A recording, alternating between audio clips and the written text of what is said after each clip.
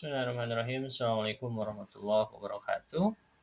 Kita akan melanjutkan pembahasan kita mengenai hukum Newton pada graf lurus.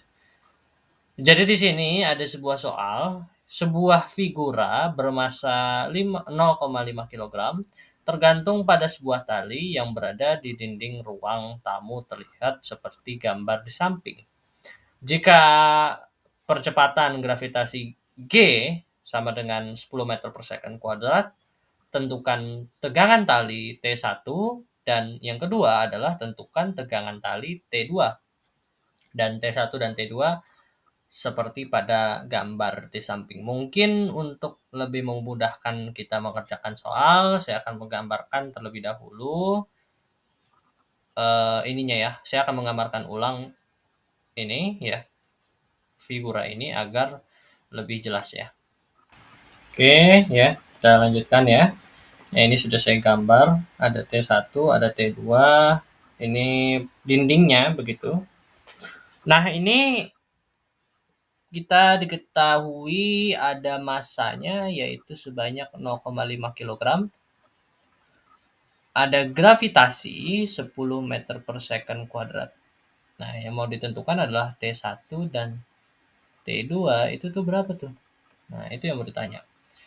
Nah, di sini ya, ini benda kan punya massa ya. Kalau punya massa berarti ada yang namanya gaya gravitasi.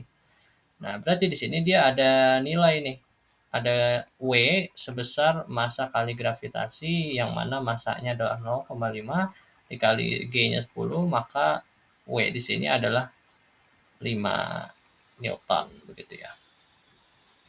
Nah, itu W sekarang ada kita ketahui W. Yang ditanya adalah T1 dan T2.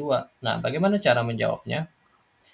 Sebelumnya di sini ini belum saya tuliskan ya. Di sini ada sudut 60 derajat begitu.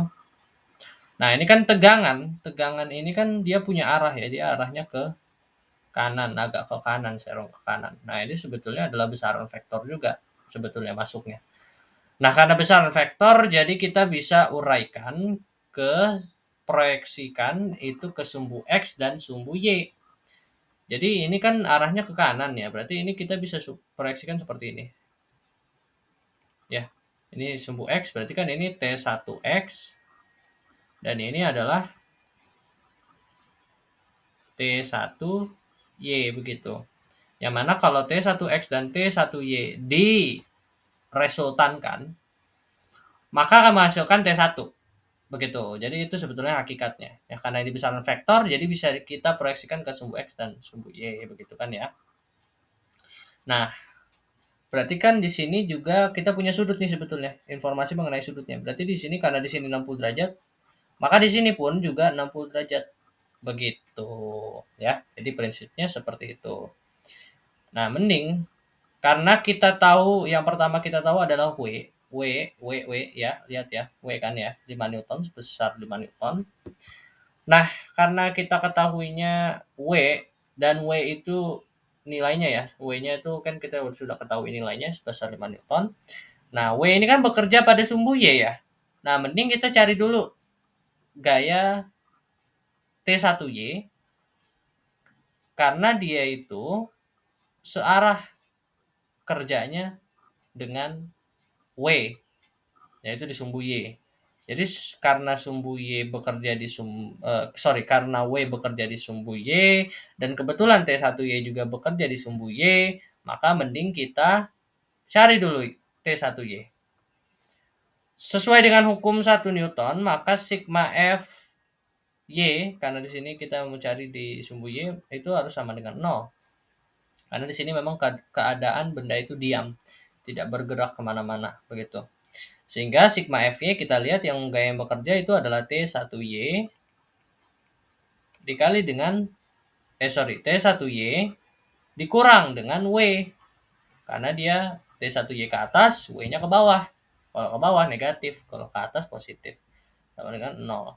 T1Y itu bisa kita uraikan ya. T1Y kan itu berarti sama saja dengan T1 dikali dengan sin theta. Dikurang dengan W-nya massa kali gravitasi kali sama dengan 0. T1 itu belum kita ketahui ya. T1 belum kita ketahui. Nah, sedangkan sin theta maksudnya adalah sudutnya itu berapa tuh? Sin dari sudut yang dibentuk. Nah, kita ketahui bahwa tetanya adalah 60. Berarti sin 60 dikurang dengan mg tadi W ya, ini sama aja dengan W. W itu kan kita ketahui adalah 5 Newton. Sama dengan 0. Nah, T1 dikali dengan sin 60. Sin 60 itu berapa? Sin 60 adalah setengah akar 3 dikurang dengan 5 sama dengan 0. Nah, T1 itu ini kita pindah ke ruas ke kanan, 5-nya jadi T1 dikali setengah akar 3 sama dengan 5. Nah, T1 itu ini bisa kita pindah ruas ya. 5 dikali dengan 2 dibagi dengan akar 3. Ya, dibagi dengan akar 3. Jadinya T1 adalah 10 dibagi akar 3. Nah, ini nggak bagus ya. Jadi ini belum selesai. Kenapa? Karena yang bagian bawahnya ini dia berbentuk akar, sedangkan itu tidak boleh aturannya kalau pecahan itu bawahnya itu tidak boleh akar. Jadinya kita harus rasionalkan dengan cara kita mengkalikan lagi dengan akar 3. Akar 3 jadinya ini 10 akar 3 per akar 3 kali akar 3 jadinya 3. Jadinya T1 adalah 10/3 akar 3. Oke, kita lanjutkan. Jadinya T1 adalah 10/3 akar 3 Newton. Nah, ini T1 sudah kita ketahui berarti ya. Jadi nilai T1 adalah 10 akar 3 Newton. 10/3 akar 3 Newton. Sekarang yang mau kita cari adalah T2 ya. T2 ya. Nah, T2 itu dia bekerja pada sumbu apa? Sumbu X.